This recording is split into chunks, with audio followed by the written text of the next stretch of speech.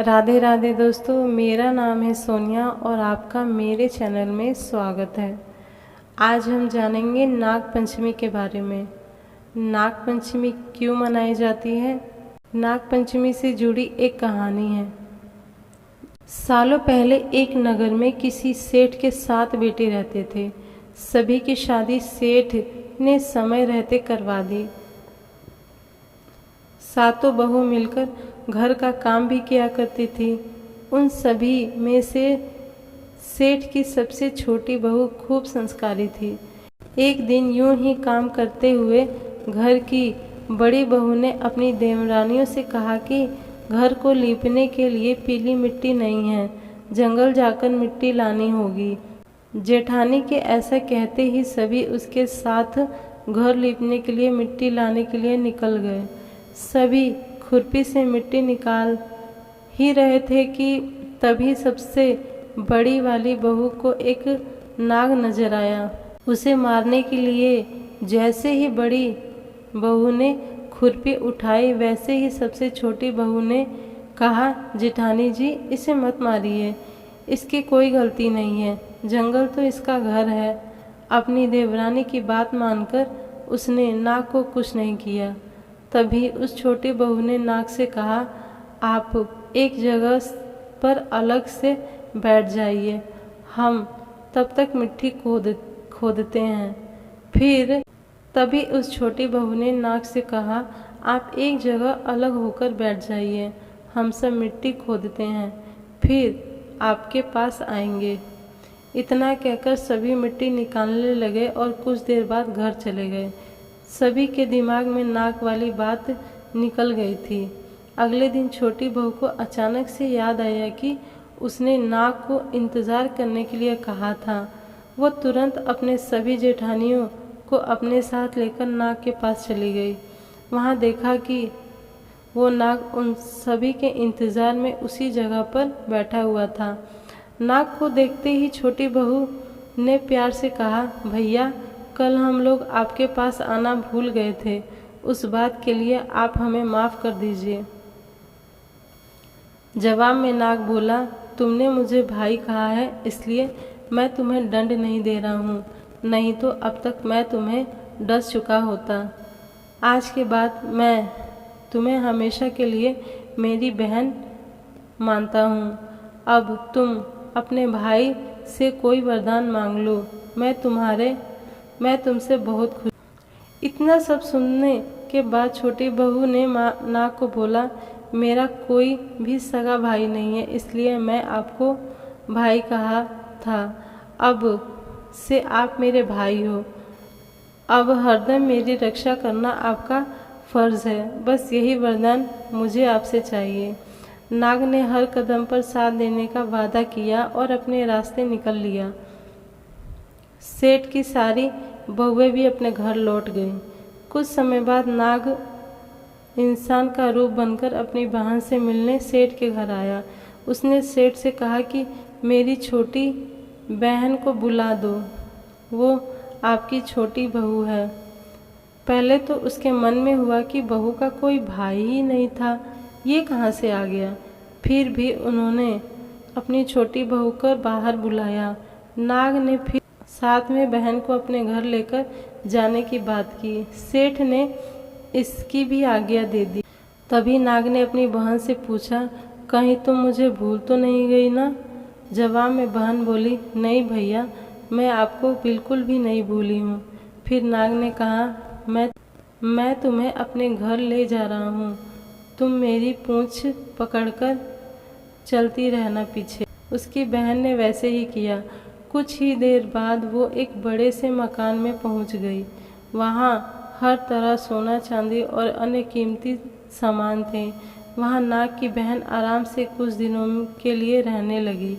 नाग की माँ भी उसे खूब प्यार करती थी। एक दिन नाग की माँ ने छोटी बहू को अपने भाई के लिए दूध लेकर जाने के लिए कहा। छोटी बहू ने दूध को गर्म किया और भाई को पीने के लिए दे दिया। अब गर्म दूध पीते ही नाग का मुंह जलने लगा। ये सब देखकर नाग की माँ को खूब गुस्सा आया। नाग ने किसी तरह से अपनी माँ के गुस्से को शांत किया और बताया कि उसकी बहन को नहीं पता है कि मैं गर्म दूध नहीं पी सकता हूँ। अब नाग के परिवार के साथ कुछ समय बिताने के बाद सेठ जी छोटी बहू अपने घर ले जाने के लिए आए। नाग ने अपनी बहन को खूब सारी दौलत और आभूषण देकर विदा किया। बहू के साथ घर में इतना सारा धन आते देख सेठ और उसकी जेठानियां हैरान हो गई। एक दिन नाग की बहन को घर की बड़ी बहू ने कहा कि तुम अपने भाई से और सोना चांदी लेकर आओ, उसके पास तो खूब पैसा है, वो तुम्हें मना नहीं करेगा। छोटी बहू ने अपने भाई नाग को यह बात बताई। इसके बारे में पता चलते ही नाग ने अपनी बहन का घर तरह तरह के आभूषणों से भर दिया। सभी जेवरातों में से एक हीरे का हार बेश कीमती था। उसे देखते ही हर किसी का मन उस पर आ जाता था। होते होते उस हीरे की हार की खबर राज्य की रानी तक पहुंची। उसने छोटी बहू से हार लेकर खुद अपने पास रख लिया। दुखी होकर सेठ की छोटी बहू ने अपने भाई को इसके बारे में बताया। गुस्से में उसके नाग भाई ने रानी के गले के हीरे के हार को नाग बना दिया। इससे डरकर रानी ने एकदम हार को अपने गले से उतारा और सेठ की छोटी बहू को महल बुलवाया। उसके महल पहुंचते ही रानी ने छोटी बहू को बताया कि कैसे हार उसके गले में नाग बन गया था और इससे इसकी वजह पूछने लगी। तब सेठ की छोटी बहू ने कहा कि मेरे भाई ने यह हार सिर्फ मुझे पहनने के लिए दिया है। इसे कोई दूसरा इंसान गले में डालेगा तो यह तुरंत सांप बन जाएगा। इस बात को सही साबित करने के लिए रानी ने सेठ की छोटी बहू को सांप बन चुके हार को पहनने के लिए कहा। छोटी बहू ने जैसे ही नाग बने हार को गले में डाला तो वह दोबारा हीरे के हार में बदल गया।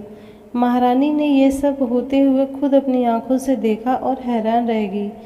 अब उसे सेठ की छोटी बहू की बात पर यकीन हो गया। उसने हार छोटी बहू को अपने साथ लेकर जाने के लिए कहा। इतना सब होने के बाद रानी ने सेठ की छोटी बहू को कुछ सोने की मुद्राएं देकर महल से विदा किया। अब सेठ की छोटी बहू घर में सोने के सिक्के लेकर पहुंची। यह सब देखकर सेठ की बड़ी बहू को जलन होने लगी। उसने सोचा कि क्यों न ऐसा कुछ किया जाए जिससे देवरानी परेशान हो जाए। उसने अपने देवर से पूछा, आखिर तुम्हारी पत्नी को इतने आभूषण, धन, ये सब कुछ कैसे मिल रहा है? तुम्हें उस पर ध्यान देना चाहिए। यूं ही तो कोई किसी को इतना सारा धन, जेवरात और सोने के सिक्के नहीं दे सकता। पता करो कि आखिर क्या मामला है। भाभी से अपनी पत्नी के बारे में इतना सब सुनते ही उसके मन में अपनी पत्नी के लिए शक पैदा हो गया।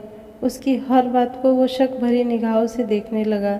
एक दिन इस बारे में उसने अपनी पत्नी से बात की। खुद के लिए अपने पति से ऐसा सब सुनने के बाद वह दुखी हो गई। उसने सीधे अपने नाग भाई से मुलाकात की और अपने पति द्वारा की गई सारी बातों के बारे में बताया। अपनी दुखी बहन को देखकर नाग को भी गुस्सा आया। सीधे वे अपनी बहन के पति से मिला और बोला कि अपनी बहन को जेवरात और दूसरे तोहफे मैंने दिए हैं। तुम्हें उस पर किसी भी तरह का शक करने की ज़रूरत नहीं है। वह बहुत ही अच्छी है और अगर आगे से कभी भी तुमने उसे कुछ गलत कहा या उस पर शक किया तो मैं तुम्हें ज़िंदा खा जाऊंगा। नाग से ये सब सुनने के बाद सेठ के बेटे ने उससे माफ़ी मांगी और कहा कि आज के बाद मैं ऐसी बातें बिल्कुल नहीं करूँगा। आप मेरे ऊपर गुस्सा मत होइए। मैं आपकी बहन को किसी तरह का दुख नहीं दूँगा। इतना कहकर वो सीधे घर गया और अपनी पत्नी से माफ़ी मांगी। उसके बाद दोनों खुशी खुशी साथ रहने लगे। इसी तरह सेठ की छोटी बहू हर तरह की मुसीबत में अपने भाई को याद करती और वह परेशानी को दूर कर देता। इसी तरह नाग पंचमी का त्यौहार शुरू हुआ और सभी महिलाएं नाग को अपना भाई मानकर पूजते हैं और उन्हें दूध पिलाने लगी। नाग पंचमी कथा से दो सीख मिलती है। पहली यह कि किसी दूसरे से भड़कने पर और उनकी बातों से प्रभावित होकर अपने लोगों पर शक नहीं करना चाहिए। दूसरी सीख है कि अच्छा करने और सोचने वालों को उसका सकारात्मक फल मिलता है।